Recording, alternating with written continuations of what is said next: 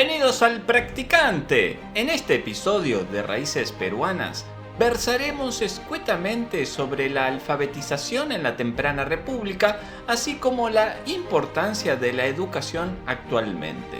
Por favor, sírvanse gustosamente de dejarnos sus comentarios, sugerencias, opiniones, conocimientos, correcciones en redes sociales o en el link del sitio web donde podrán descargar los audios, guiones y encontrarán más información.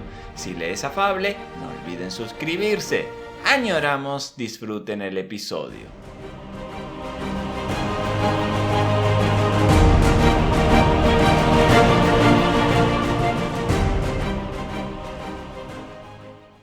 En la sección agradecimientos les estrechamos un candoroso apapacho a los seres humanos que sacrifican sus profesiones, bienestares personales, sus comodidades, por ayudar a algún familiar o a otras personas. Dicho estímulo de compasión enaltece lo mejor de la condición humana. Muchas gracias de corazón por mostrarnos la integridad y la humildad en la práctica. Dicho esto, a lo que nos convoca.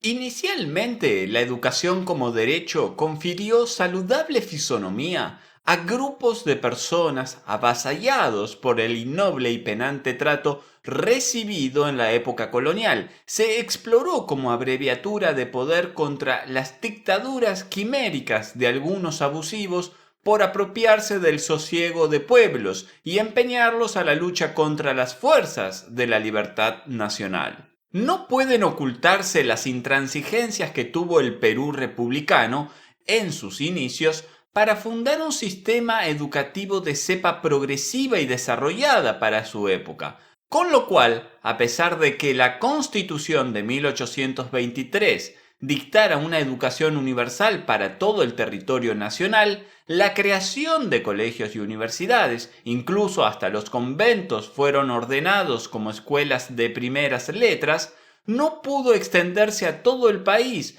por los inconvenientes económicos. El sistema adoptado cuando se pudo fue el de Lancaster, asimilado también en otras partes de Latinoamérica, por lo conveniente a las condiciones del Estado. El sistema lancasteriano consistía en un profesor impartiéndoles clases a los alumnos más avanzados, llamados monitores, para que a su vez oficiaran de maestros de los menos aventajados en conocimiento. De esta manera, un profesor y sus monitores podían dictar clases a mayor número de educandos de distintas edades. Asimismo, se establecieron universidades en Trujillo, Ayacucho, Cusco. La intención de fomentar el desarrollo cognitivo estuvo asociado con otras decisiones anteriores, como, por ejemplo, la creación de la Biblioteca Nacional fundada en 1821.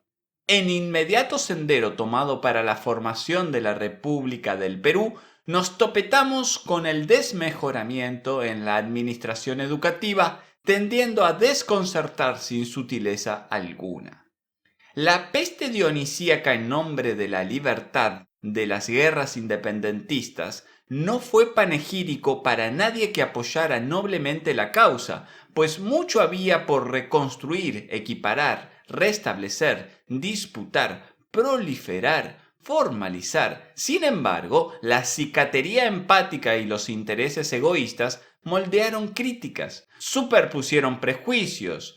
Ni hablemos de infamias, vilipendios, perjurios y otros aciagos maltratos hacia los estamentos sociales más vulnerables, heridos hasta la médula por los daños principales o colaterales de espantar al enemigo español. Lo antedicho confirió que la alfabetización no ocupara el cáliz de la agenda cotidiana de los temas de Estado. No obstante, sin embarullarnos en trilladas disquisiciones, podríamos señalar que la educación y la religión fueron amalgamas para la construcción republicana, para el aplaque de las bravuras contra los infortunios. Don Jorge Basadre Groman, en su tomo 1 de la Historia del Perú 1822-1933, nos despeja la situación de los primeros años republicanos. Dice así: la organización de las artes industriales continuó al comenzar la República reglamentada por los gremios. En la agricultura perduró, como se ha notado, la esclavitud de los afrodescendientes en la costa y la tendencia a la gran propiedad y a la escasez de cultivo en gran escala en la sierra.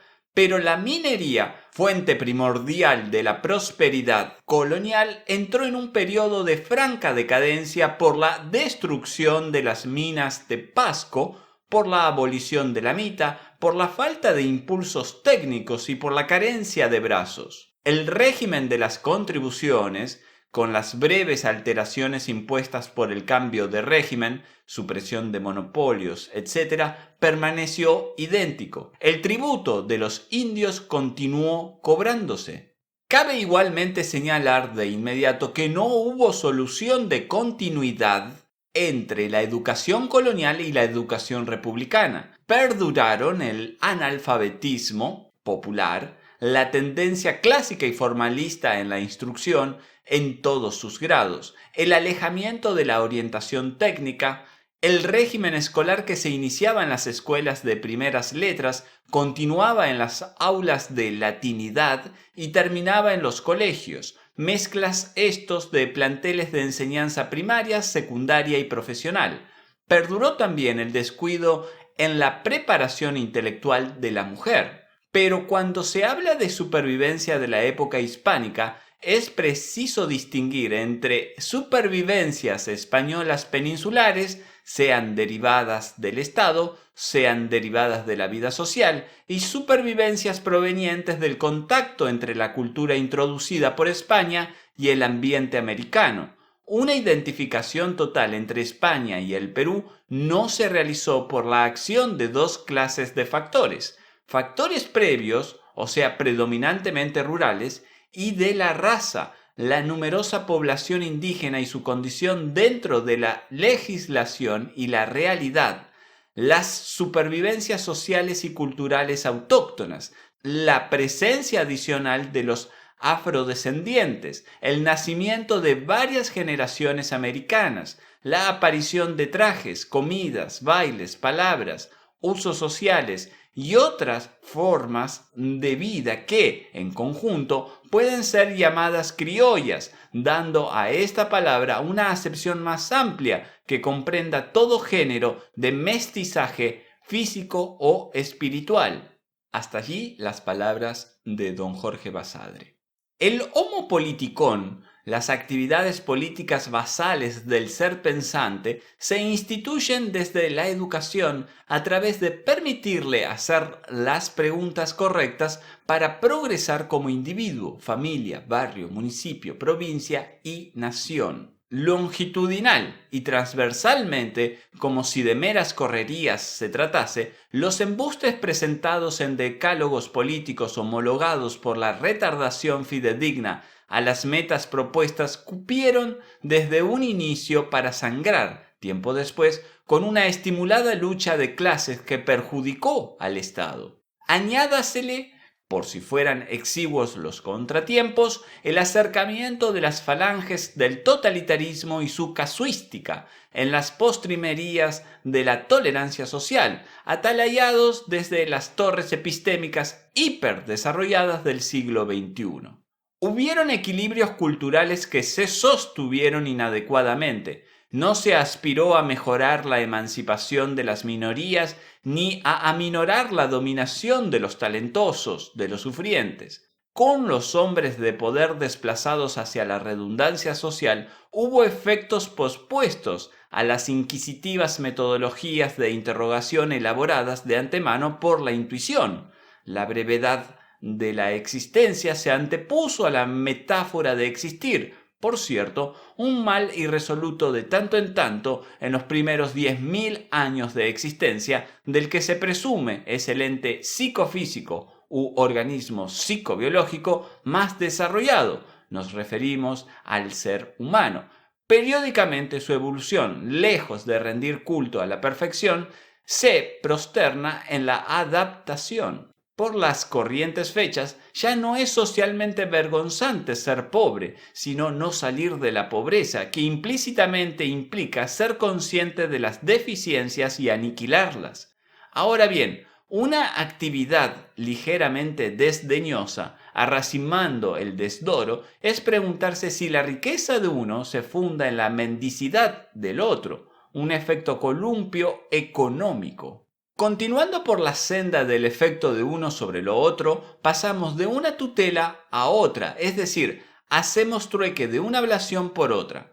Según una perspectiva, la religión o la teocracia y la metafísica privaron el desarrollo de las ciencias modernas en general, pero a su vez, contra su voluntad, lo fomentaron. De allí nació. De aquí, las ciencias desmerecieron la calidad de ciertas sentencias teológicas con fundamentos empíricos falsables, comprobables, lógicos. Los generadores de discursos deshumanizados, cualesquiera de ellos, asientan fallas sostenidas, no dan talla con la comprensión de los problemas por permanecer en una macarra antiguaya ideológica impartida por la falta de humildad y de entendimiento del pensamiento crítico como constructor de la humanidad. De aquí nacen algunas dicotomías, verbigracia, políticas de extrema izquierda o de extrema derecha, o de exclusión o ciencia o religión, o de jurisprudencia u ortodoxos o heterodoxos, etc. Ya con más, ya con menos salubridad, no podemos menos que conceder ciertos hábitos de ejercicios diplomáticos para abordar la galopante firmeza de los grupos radicalizados en el poder político, atacando la educación por afectarles sus comodidades, trayéndoles fastidios, desconsuelos, minucias de sus equivocaciones indiscutibles, empobrecidos por un oscurantismo ideático y metodológico, suplantan con reductos de mitomanías y tergiversaciones las reminiscencias hermenéuticas educativas y de lo que significa una cultura educada. Las personas encaprichadas en su vulgaridad muy bien atacan los discursos complejos por inentendibles y los simples por prosaicos, desembocando en una formidable eclosión aparatosa de urdimbre yerma al desarrollo, en cualquier sentido. Sobre todo, se las ingenian para que ninguna narración sobrecoja a la población mostrando cuáles periodistas, políticos, profesores universitarios, empresarios, escritores, les hacen favores ingenuos, por usar un eufemismo, o direccionados para no eliminar el maltrato sistemático a tres de los grupos vulnerables en edad adulta del Perú: el campesinado, la población afrodescendiente, cumplieron el rol estatal de esclavos como vimos, y la mujer, padecen laboralmente en casas de familias como niñeras, personal de limpieza. En conclusión, la educación por medio de su castiza forma de diplomacia nos impone superar el tono de desproporción política propuesto por ánimos atormentados en desquicios que los sistemas culturales generan en el hastío a las conductas martirizantes sobre algunos actores sociales. En conclusión, la educación por medio de su castiza forma de diplomacia nos impone superar el tono de desproporción política propuesto por ánimos atormentados en desquicios que los sistemas culturales generan en el hastío a las conductas martirizantes sobre algunos actores sociales. Lo belicoso mella la luz educacional que acusa, inquiere, desnuda, destapa, descobija, el trascendental arbitraje con que se destina a unos a ser desechados de sus derechos, de sus valores, de sus progresos significativos en un lapso corto de vida. Finalmente, el exceso de celebración cultural de eventos deportivos, de artistas, si no están acompañados con un robustecimiento educativo a niños hasta adultos, confunde, desnaturaliza la actividad del ser pensante, malgasta energías y desperdicia las fuerzas productoras de generaciones capaces en sí mismas de hacer al Perú el país que los héroes de la República soñaron. No descreer de la virtud, de la nobleza, de la compasión, de la sabiduría humana, es el punto esencial para progresar con las reglas que el Perú tiene en su idiosincrasia natural. Para ello se debe proteger y dar prioridad a la educación, con presupuestos económicos de los gobernantes que no sean irrisorios.